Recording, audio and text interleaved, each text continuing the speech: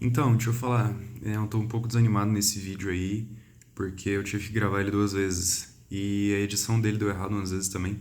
Então, por isso que eu tô um pouco falando baixo, etc e tal, mas, enfim, é isso aí. Opa, e aí, tudo bom? Então, eu vou falar hoje um pouquinho sobre como foi a minha última sexta-feira, que foi o meu primeiro dia de monitoria, e também como que é ser monitor de anatomia na medicina UFPR, e também vou falar um pouquinho sobre média infância. Então, vamos nessa. Bom, tudo começa antes da monitoria, obviamente, né? Eu preciso estudar, porque o conteúdo que eu vou ensinar para os meus calouros é um conteúdo que eu aprendi há um semestre atrás. E tem muita coisa que, obviamente, a gente esquece por conta do volume de matérias. E também a monitoria ela serve para a gente tanto relembrar os conteúdos quanto aprender coisa nova. Porque no período que a gente aprende anatomia, tá estudando para as provas, a gente não tem tempo de ver todas as correlações clínicas e etc e tal. Então a monitoria serve tanto para a gente auxiliar o aprendizado dos nossos calouros, quanto a gente aprender um pouquinho mais sobre a matéria. Então eu estudo pelo notebook, eu não tenho Atlas, eu estudo pelo Moore e pelo Netter, né? O Moore serve para a gente ver mais coisas teóricas, relações clínicas, funcionamento, etc e tal, enquanto o Netter é mais imagem, é o Atlas propriamente dito, para a gente saber identificar as coisas e ele é o melhor livro para a gente levar para um laboratório de anatomia, para uma aula prática. Enfim, depois de ter estudado o conteúdo, a gente vai para sexta-feira. Eu moro pertinho do estádio do Curitiba, eu tô mostrando aí, só que eu tô saindo cedo de casa e dá pra ver o estádio de onde eu moro. O Intercamp, ele não tá funcionando a linha extra, não sei porquê, que é o Intercamp que daria tempo de eu sair de casa, ir pro Politécnico, que é onde tem as aulas de anatomia, tomar café lá e depois ir pro laboratório.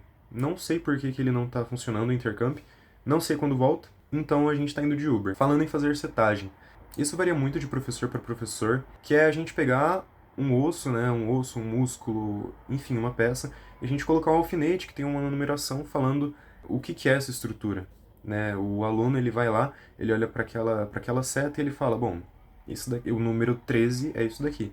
E tem professor que gosta e tem professor que não gosta desse método. Além disso, a gente tem outra coisa que é um monitor ficar específico numa bancada. O que é isso, né? No laboratório a gente tem um monte de bancada em que os alunos vão rodando para eles verem as peças e eles irem identificando aos pouquinhos. Na minha época, há muito tempo atrás, poderiam ter alguns monitores que ficavam fixos em uma bancada, por exemplo, com um fêmur lá, e ele explicava o que era o fêmur, quais os acidentes que tinham lá, quais eram as principais importâncias clínicas, etc e tal. Na gestão de agora, o monitor-chefe conversou com os professores decidiram entre eles que não vai ter esse negócio de monitor ficar fixo em bancada. É para o monitor ficar rodando e setando, né? Então, essa massinha e essas setinhas que eu estou mostrando aí é pra gente pegar e setar pro aluno, já que a gente não vai ficar fixo em bancada nenhuma. Pelo menos por enquanto. Eu espero que isso mude mais pra frente, porque eu acho que é muito complicado o aluno ele chegar lá, ele ver uma peça que ele nunca viu e ele saber por onde começar. Quando tem um monitor guiando o aprendizado dele é muito melhor. É a mesma função de um professor, né?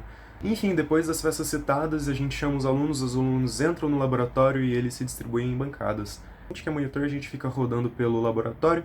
Se alguém tem uma dúvida, eles levantam a mão, chamam a gente e a gente vai lá tirar a dúvida dele. E tem um professor no laboratório também. Um professor e, sei lá, 12 monitores. Depois dessa monitoria, na sexta-feira, a gente foi tomar um cafezinho, eu e os meus amigos monitores, aí o Mor, o Diogo e o Hungria, antes de ir pra aula de esplancnologia. E esplancnologia nada mais é do que a anatomia das vísceras. Então, no primeiro semestre, a gente estuda a anatomia dos ossos e da musculatura. A gente vê inervação também e vascularização, mas a gente não vê vísceras, propriamente dito, né? Os órgãos internos. Isso a gente vê na esplâncno. Então, na sexta-feira é o dia que a gente tem só esplancnologia, né? Enfim, a gente foi pra aula e nesse dia o conteúdo era vias aéreas, né? Por onde o ar circula, no caso a traqueia, os brônquios, bronquíolos, etc. E bom, aí eu vou falar contigo a minha opinião sobre como é que foi essa aula. Partiu, partiu picadinho de carne pós Calor Day, uma das piores aulas da semana, rapaziada. E tudo bem, fazer o que é paciência. Pois é, infelizmente a aula não foi muito boa. A gente tem um problema muito sério com isso, que alguns professores não têm didática nenhuma, ou sei lá, só é estranho mesmo e a gente vai pra aula só pra assinar a chamada, porque depois a gente vai ter que estudar tudo sozinho. Mas enfim, né? Paciência. Depois da aula a gente foi pro RU pra gente lançar o Rangão Brabo. Voltando pra parte da tarde, a gente teve mais esplancnologia, só que agora a gente teve laboratório e eu não posso gravar. Por quê? Porque peça real a gente não pode gravar. A gente pode gravar peça sintética, porque as peças reais vieram de seres humanos, né? E não pode. Enfim, nessa sexta-feira aí, que eu gravei os vídeos, depois da aula a gente foi pra capacitação do Med Infância. Med Infância é um projeto da medicina em que os alunos vão até a enfermaria dar atenção para as criancinhas. As crianças que estão lá internadas, elas ficam sozinhas ou ficam só com os pais, os responsáveis, cuidando deles. Só que é muito triste para uma criança ficar no hospital, né? Então, há muito tempo atrás, um estudante de medicina, quer dizer, muito tempo não, né? 2016? Acho que 2016, por aí. Um aluno da medicina, ele criou o Med Infância. Ele fez um projeto, ele desenvolveu e o projeto foi crescendo, que é alunos da medicina irem para a enfermaria, ficar com as crianças, brincarem com as crianças. A gente não trata deles, a gente não faz nada com relação a tratamento. A gente só tá dando atenção para eles por 2 horinhas no dia, ou um pouquinho mais. Mas enfim, nesse dia a gente teve a capacitação, nessa sexta-feira, e a gente conheceu, né, alguns alunos que vão ser os nossos monitores no Med Infância, os alunos mais velhos que vão cuidar da gente. E a gente conheceu o professor, que é chefe desse projeto, e o cara, o próprio aluno que fez... Quer dizer, hoje ele já é médico, né? Mas o cara que criou esse projeto muito bonito, que é o Med Infância, que faz bem tanto pra gente, que é aluno, que a gente, no começo aqui na UFPR, a gente não se sente estudando medicina, a gente se sente estudando, sei lá, biologia, química. Então a gente, através do Med Infância, a gente se sente um pouco mais fazendo medicina, porque a gente vai lá, vê o ambiente hospitalar e a gente dá atenção para pessoas que precisam, criancinhas que precisam. E é bom também para as crianças, óbvio, né? Porque o ambiente hospitalar ele não é agradável e existe um problema muito grande que é a síndrome do jaleco branco, que é um medo muito louco por pessoas de jaleco, né?